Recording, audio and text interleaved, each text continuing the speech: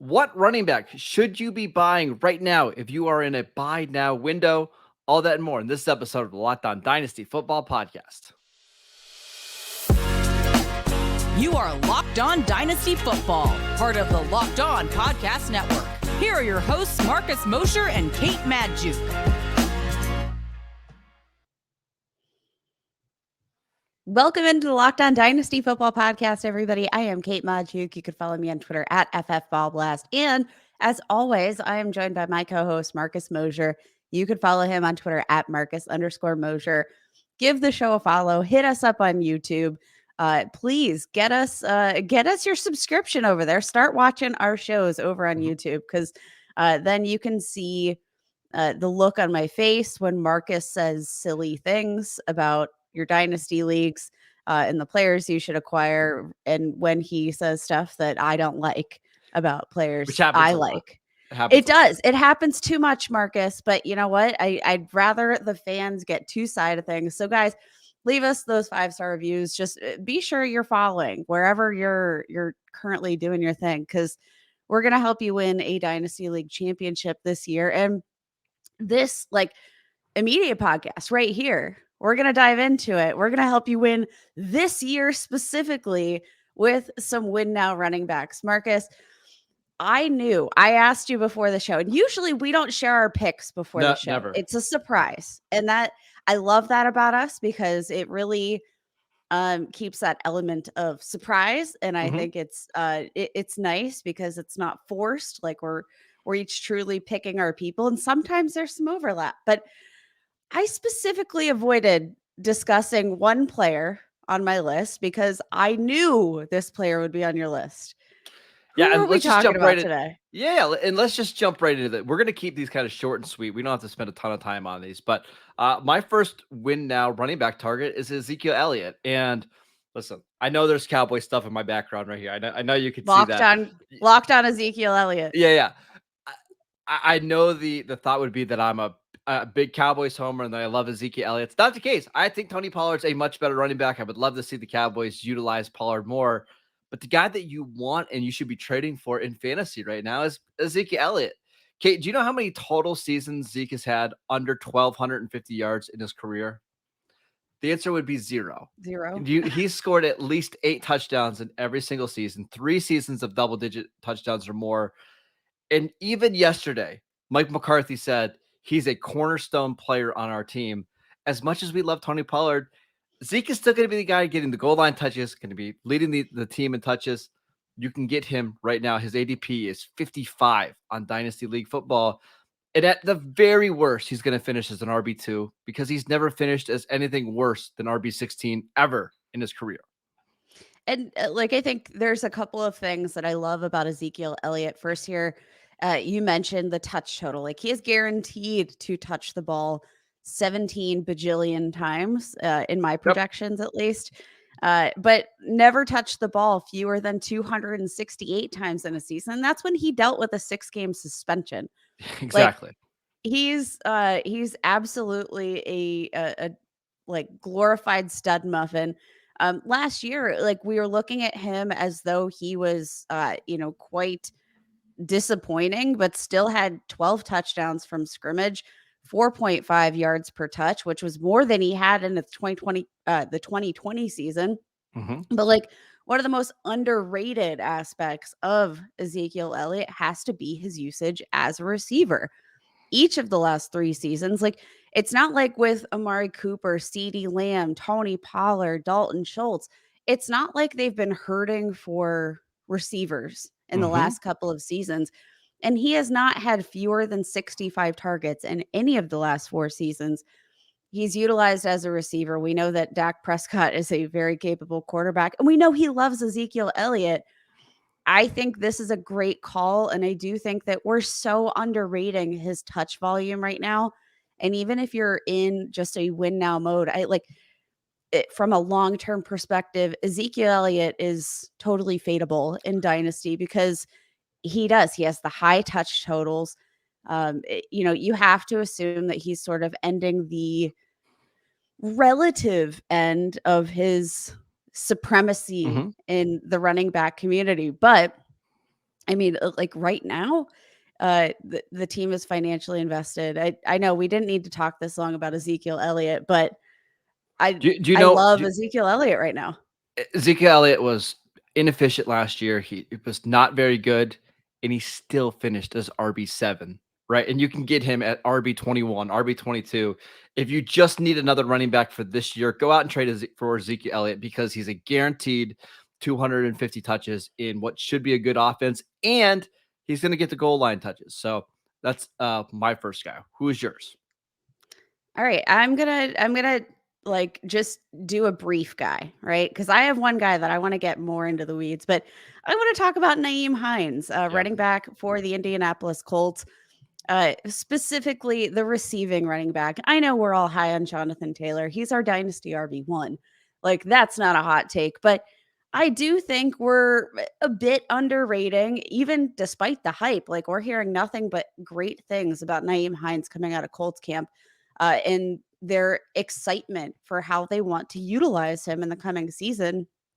But like in terms of a win now target, let's look at their roster right now because I know we're all hyped on Michael Pittman, but behind Michael Pittman, I mean the receivers are not like Studley by No, any stretch of the imagination. You have rookie wide receiver Alec Pierce, who I like, but again, not necessarily this guy that I'm projecting for a ton of volume. That's not his game. He might get some of these big plays down the field, and then I don't know what else he's going to get outside of that. Paris Campbell, Mo Alley Cox, like they're all good football players, but I don't see any of these guys as true target monsters. I think I would not be surprised at all if Nyhiem Hines walked out of the season with 100+ targets. He's going to get a few carries per game, but that's not where he's going to win you right. some weeks. His upside is as a receiver. And Marcus, we know that Matt Ryan, who out of training camp so far, we hear like this is his offense. Like we are letting him take control of this team, which is fantastic. But we know he likes to utilize a receiving running back. We saw him make Tevin Coleman that receiving running back. We saw him utilize Devonta Freeman. Like we've seen Cordero him Patterson last year, right? Cordero Patterson. Like we've seen him more than willing to target the running back position. He's a statue in the pocket. So he's not going to be able to scramble when he needs to get those dump off passes. It's going to be to Nyhiem Hines. Give me Nyhiem Hines all Yes. gosh darn day. Because Marcus, on Dynasty League football right now, he's currently being drafted as RB 50. Yeah, that's ridiculous. One of the reasons why his usage is going to go up is just because I think the Colts are going to be in a spot where they have to throw the ball more. Kate, last year, despite being 9-8, they led by 4 or more points at 42% of the time. Like they just didn't have to be in these passing situations. It allowed them to keep Jonathan Taylor on the field. I think they're going to have to throw the ball more. They're going to be in more third and longs.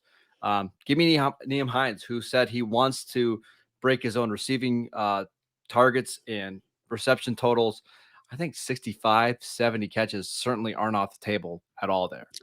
Yeah, already ranked 11th in targets among the running back position in 2020 or 2021, and that was like a disappointing season for him.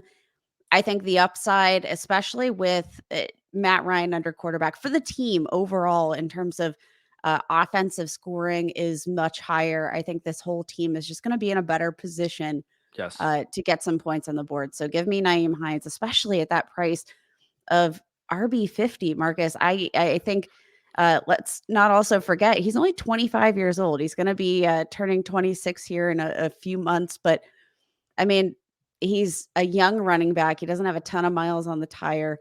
Some recent trades: Nyhiem Hines for Donovan Peoples-Jones in the 212. What do you think? Yeah. I like Donovan Peoples-Jones a lot, but that's stealing. Yeah, it's thievery. Chase Edmonds, Nyhiem Hines, and a third for Jordan Love and Christian Kirk. Oh my gosh, I would do it just for one of those guys, right? But you're giving me, let alone both. Yeah, I mean, Chase Edmonds is the guy that we could have mentioned on this list, but Yeah, that one's easy for me. Go out and get Nyhiem Hines right now. Even if you just need to stash him on your bench for the first 4 weeks until you kind of see how things are playing out in Indianapolis, I think that's a good way to go. We'll get to some more names in just a second, Kate. But before we do that, I want to tell you guys about Bet Online. BetOnline.net is the fastest and easiest way to check in, on all your betting needs. Find all of your favorite sports and events at the #1 online source for odds, lines, and games. Find reviews and news for every league, including Major League Baseball, NFL, NBA, NHL, combat sports, esports, and even golf. BetOnline continues to be the top online resource for all your sports wagering information. From live in-game betting, scores, and podcasts, they have you covered. Head to BetOnline or use your mobile device to learn more about the trends and actions. BetOnline, where the game starts. All right, Kate, give us your next running back.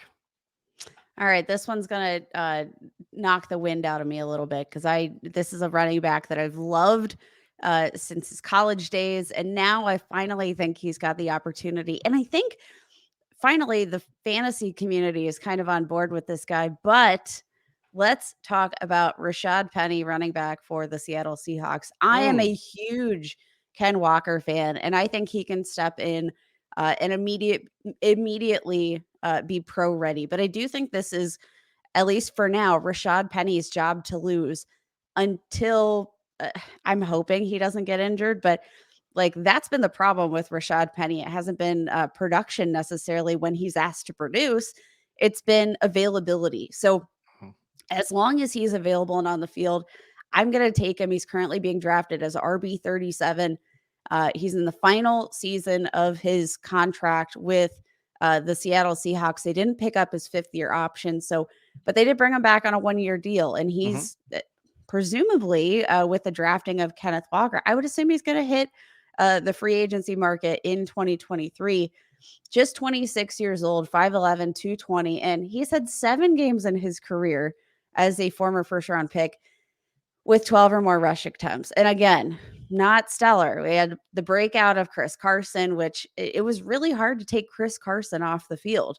Unfortunately, he has retired, which I don't know that we've covered that just yet, but best of luck to Chris Carson. Hope he finds some health. But Rashad Penny, in those 7 games where he has been available and seen more than 12 or more rush attempts, he has scored a touchdown in every single one of those games, 2 or more touchdowns in 3. He's at 100 or more scrimmage yards in every single one of those games, including 2 games where he saw 185 and 190 scrimmage yards. Like, the ceiling sky high, right? He's always been a really efficient running back, even back at San Diego State, averaged 7.5 yards per carry over his 4 seasons there. And even in 2017, when he saw the bulk of the work, he saw 289 carries in a season, still averaged 7.8 yards per carry, which just kind of crazy, because usually once we see that volume start to tick up, we'll start to see that efficiency decrease a little bit. Didn't happen with Rashad Penny. He scored 23 rushing touchdowns in that season. I'm not overly worried about the offensive position that this team is going to be in. Drew Lock, Geno Smith, like I think either way, and I think it could be Drew Lock. We were more than willing to draft Javonte Williams last year with Teddy Bridgewater, Drew Lock. Like, there can be running back value despite poor quarterback play. And I do think that, we saw Pete Carroll want to take the ball out of Russell Wilson's hands. Yeah, I think he's really going to want to take it out of Drew Lock's hands. Any scoring opportunities, as long as he's healthy, I'm going to project to go to Rashad Penny. I just think the upside is so huge there. And Marcus, last year when he finally got that opportunity, he was the RB4 to close out the season. Weeks, I think it was 12 through 18. RB4. Like, and you know what's crazy he won about that? Your week. And it wasn't like he was getting a monster workload. Like in the final 5 games of the season, when he totaled 670 rushing yards and 6 touchdowns, he was averaging 18 carries a game. Would it be shocking if he averages, let's say, 16 or 17 carries a game and Ken Walker gets 7 to 9 carries this year, maybe a little bit more work in the passing game. No, not at all. If he gets that much work, he's still going to be at the very worst an RB2 with a ceiling that's much higher than that. So I like this. If you just need a 1-year rental with some upside, I think he has it. Yeah, I'm all in on Rashad Penny. I think this is kind of his moment to shine. And I mean, the Seahawks, from their perspective, I feel like we kind of see this every time a running back is on his way out of a contract where the team kind of knows, like, hey, we're probably not going to bring this guy back. They'll use them. They're not worried about accumulating touches. They're not worried about um, necessarily sustaining them for their career because unfortunately we see that sort of cycle of the running backs go through the motions, and NFL teams aren't afraid to put more stress on their bodies if Yes. they know they're not going to have to deal with it later. So give me Rashad Penny as long as he's healthy, because I think he's going to be one of these guys that he's affordable enough that you're going to be able to either leave on your bench or leave in a flex spot. And you can deal with the ups and downs potentially throughout the season. I'm Yum. in. I'm in. All right, my next one. This one I'll be pretty brief because we've talked about him a lot. James Conner finished as RB5 last year. He's currently being ranked and drafted like as RB27, RB28. I know there's some injury concerns with him, but look at what's changed since last year. Chase Edmonds, gone. DeAndre Hopkins suspended for 6 games. Christian Kirk leaving in free agency. Hollywood Brown already has a hamstring injury. And the guys behind him, like Eno Benjamin, hasn't done anything 2 years in the league. Keontae Ingram is like a career, or he was a day 3 pick that didn't produce a ton in college. And then it's Damian Williams, who is just like a career role player. So I think if you want somebody who every single week that he's healthy and playing, Kate, like you and I are going to project him as a top 10 running back, right? Because he's going to get some work in the passing game. He's going to be the goal line runner. And if I don't have to pay top 25 prices for that, and I'm just really hurting at running back, he's the guy that I want to go out and trade for.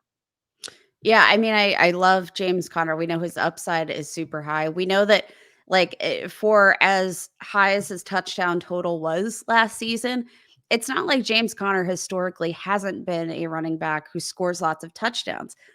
Whenever he saw goal line opportunities with the Pittsburgh Steelers, he was generally converting those to touchdowns. And this is a team that's not going to be short on those goal line opportunities, Correct. especially if Kyler Murray sticks to his studying, like we all hope, and stays away from those video games. Yeah, he doesn't have to. The Cardinals took it out of the contract. He's good now. Yeah, which is the most embarrassing. Like, we should do a whole episode on embarrassing teams and embarrassing management. Yeah. Like, it's bad. James Conner, not embarrassing though. Very, very James good. Conner, not embarrassing. Does not need to study 4 hours every week or whatever, because Just go. He's already got it. Yeah, just bulldoze your way through the defensive line and you'll be fine, James. Again, he is somebody that can finish very easily as a top 5, top 6 running back if you just need him for a year or even 2. Because remember, the Cardinals did sign him to a 3-year contract. You can get him very, very cheap right now. Kate, who is your final running back that you want to talk about? So this one, Marcus, it's more of conjecture. It's more of me kind of projecting maybe my own feelings here, but I'm buying into Sony Michel and I'm targeting him in some trades, even though. Oh my! Oh, yeah, I did not expect that to be the name.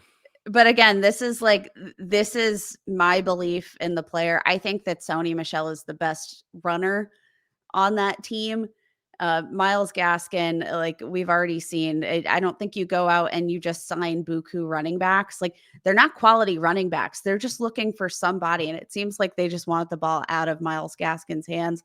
But I mean, Marcus, last year to close out the season with the Rams, over the last, weeks 13 on, was averaging just over 21 touches per game. His 17 game pace for yardage would have been 1,530 yards, 8 touchdowns. Saw a little bit of work as a receiver last year, and that was kind of the first time he's gotten that opportunity. And we know that Miami is a team that's not unwilling to utilize the running backs as receivers. I think he's an excellent high upside play because I do think we've seen plenty from Chase Edmonds, but I think out of all of these running backs, Marcus, I think that Sony Michel has the highest upside. I'm projecting this team to be higher in scoring. I think they're going to be one of these surprise teams this year that Tua is going to come out of left field and surprise some people, I think, especially with the additions of Tyreek Hill. You have Jalen Waddle another year in his career. I think the scoring opportunities are going to be there. And I do think if nothing else, Marcus, even if he doesn't win the starting job on this team, I think he profiles as the best goal line back on this roster. He's a complete flyer. You don't need to spend up literally whatsoever on Sony Michel because nobody believes in him. Nobody believes in him whatsoever. RB 68. He's being drafted behind 30-year-old Raheem Mostert on the same team. I'd rather have Mostert. I mean, we know that Sony Michel can touch a ball without crumbling into tiny little bacon bits. I know. I like Mostert better just because he's got more speed, and when he does, I love Mostert. Look, I've been Mostert's biggest fan, but like part of your upside and part of your asset as a fantasy football value is availability. And Raheem Mostert, he doesn't bring that to the table for me. I think Sony Michel will be able to handle substantially more volume. I think Raheem Mostert, maybe with that speed, utilize him as, more of your gadget running back instead of running him straight into the offensive line. Why not just load up on the Miami running backs because they're so cheap? Chase Edmonds, RB 35, and then Sony Michel and Mostert are being drafted as like RB 66, RB 67. I mean, you can get that whole backfield so cheap right now, and somebody's going to hit. Like I have absolutely no doubt that one of these running backs is going to emerge. I mean, you could buy all these guys pretty cheap and just see how it plays out. Yeah. Okay. My last one is another guy that performed really well last year, who we've already seen his ADP decline significantly because he had a couple cookies in the offseason. That's Leonard Fournette. Leonard Fournette last year finished as RB6. Anytime he's played with Tom Brady, he's been super productive. He's actually been a really good receiver with Brady. He's the goal line running back. And I don't really think there's anybody to challenge him. Rashad White's not scaring me at all. Keyshawn Vaughn certainly isn't. We know that Brady likes to kind of latch on to one of these running backs who he trusts. Rob Gronkowski's gone, which could take away some red zone opportunities. Julio Jones signed, has never been a red zone option. Kyle Rudolph, I don't think is going to be a factor at all. Why not go out and trade for Leonard Fournette? Again, being ranked as RB 29 in dynasty leagues. I think he's got a great shot to finish as an RB1 once again. Yeah, I mean, the scoring opportunities, again, are going to be there. This is a high-powered offense. Even if there is some decline, even if we don't see Chris Godwin entering the season at necessarily 100%, any team with Tom Brady is going to be in scoring position a decent number of times per game. So I love that opportunity. Again, I love the playmaking ability. I love the fact that he's undervalued, especially for the production that we've just seen. He's going to be in shape. He's going to get in shape. I feel like there's just certain players every year that we hear about this. And look at James Harden.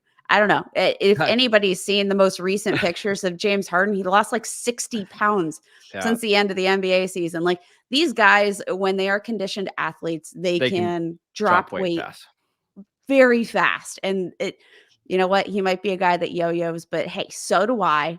I like my ho-hos. I like all of my eats. I will eat 4 servings of dessert, no problem. But yeah, the upside's high.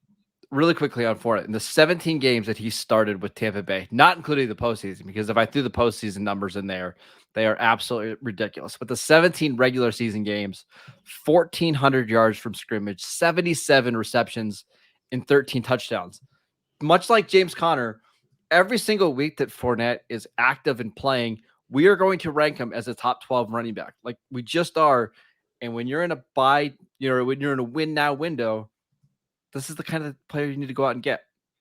Yeah, the only thing I'm gonna say, I am all in on Rashad White starting to seep some of that passing down work. I loved Rashad White as a receiver coming out of school. So that's the guy I am going to look out for, especially look out for some notes during training camp, but not because Leonard Fournette entered training camp with a little bit of chunk on him. But remember, it's fun to joke, but yes, even last year when Leonard Fournette had 69 receptions, Gio Bernard had 23 catches. Ronald Jones had 10 catches. Ronald Jones is obviously gone. I don't expect Gio to make the roster. He could lose some passing down work and still be an RB1.